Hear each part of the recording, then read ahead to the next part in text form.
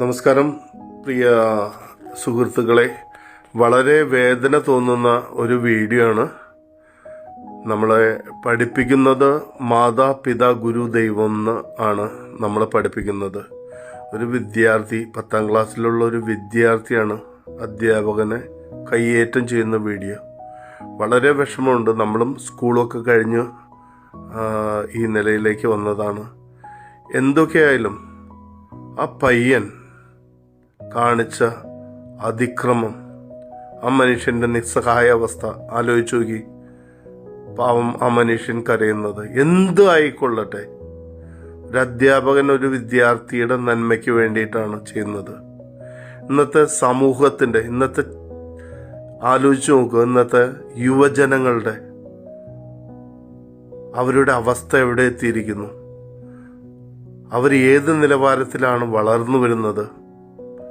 ഒരു തരത്തിലും ആരെയും കൂസാക്കാതെ, ഒരു ബഹുമാനവും മാന്യതയും നൽകാതെ, തമ്മിൽ മൃഗതുല്യമായിട്ട് തമ്മിൽ കടിച്ചും കീറിയും ആരോട് എന്ത് എന്നൊന്നും നോക്കാതെ ആ പ്രിയപ്പെട്ടവൻ്റെ, ആ അധ്യാപകൻ്റെ അവൻ എങ്ങനെ ഗതി പിടിക്കും?